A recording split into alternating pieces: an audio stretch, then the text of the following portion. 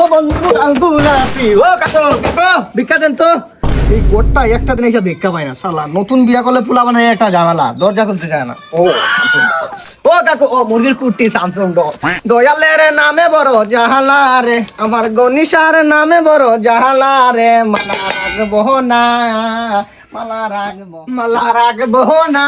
ও কাকু কাকু ভিক্ষা দেন। ও কাকু মাইরে না সা গো সা।